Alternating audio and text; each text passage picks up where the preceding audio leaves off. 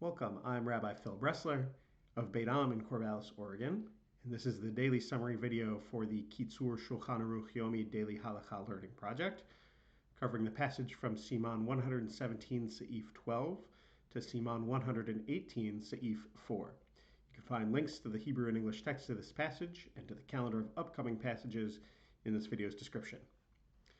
We finish off Seif 117 with miscellaneous halachot regarding chametz. If it is necessary to feed a baby chametz, the thing to do is have a non-Jew take the child to their house and do the feeding there. If the child can't be moved, have a non-Jew come to your place and make sure to remove all leftover chametz afterward. Of course, if a baby's life is threatened, then everything is permitted. That is the rule with all of these regulations, that no one's life should be threatened by any sort of mitzvah observance. And finally, maybe don't even drink the milk of a cow belonging to a non-Jew that is fed chametz on Pesach. My only reaction to this is, wow, that is about as machmer, about as stringent, about as punctilious as you can possibly get. I think in America that is almost certainly unreasonable. There's simply not enough Jewish-owned cows that are not fed grain, and it's so far removed from anything resembling chametz at that point that seems a little too far. We finally transition now in Seif 118 into the halachot of the Pesach Seder. So to begin with, high quality red wine is best for the mitzvah of drinking your 4 cups of wine. Short of that, white wine is also okay. Part of the reason that red is ideal, though, is it reminds us of blood.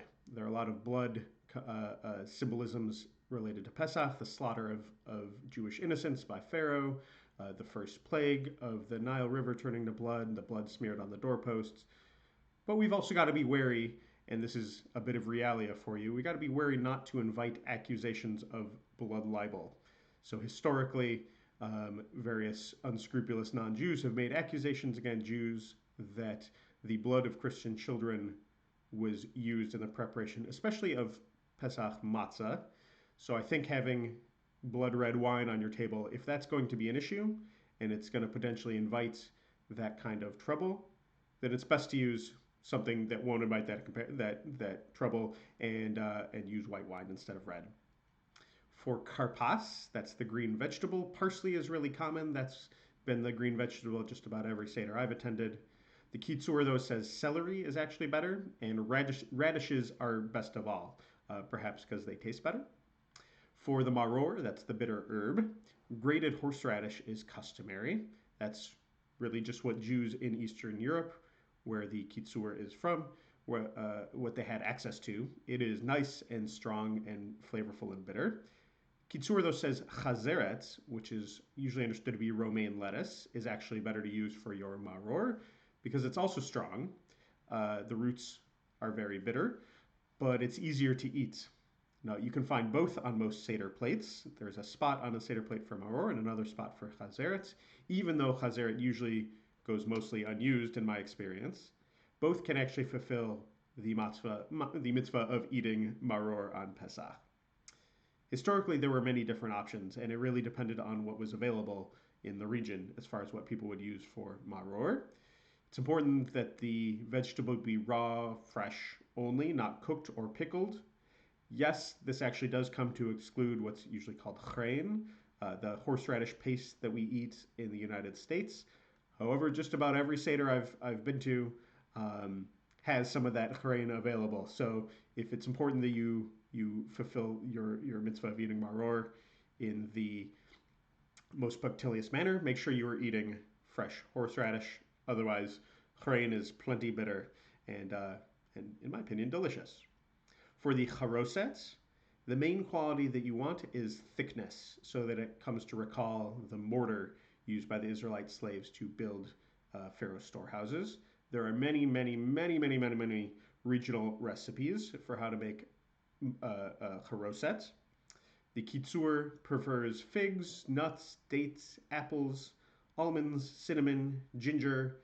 That's all pretty standard Ashkenazi charoset recipe, except maybe ginger. I don't see that very often, but it sounds delicious. If you Google charoset recipes, there are many from Jewish communities all over the world. You can try a new one at your Passover Seder this year. There's a reference here to dipping your maror in charoset. And there's two things that make this sound weird to most of us American Jews. One is the use of that chrein horseradish paste. How do you take that and dip it in anything else? At best, you could maybe mix it together. That's, of course, what the chazeret is for. That's more of a leaf that's actually dippable in your charoset. And number two, if it's thick, how do you dip in it at all? It has to be a little bit liquidy, maybe with wine or, somewhat ironically, chometz, vinegar. If you are preparing your charoset on Shabbat, make sure to do the combining of ingredients b'shinui, so with a twist. Do it in a somewhat unusual manner. That makes the preparation special for Shabbat. You're permitted to do preparation for holiday, things like that on Shabbat, but we do it in a different manner to set it off from the cooking we do during the rest of the week. That's all for today. As always, our learning is dedicated to Rabbi Shlomo Gansfried, the author of the Kitzur, and the historic Jewish community of Uzhhorod, Ukraine. See you tomorrow.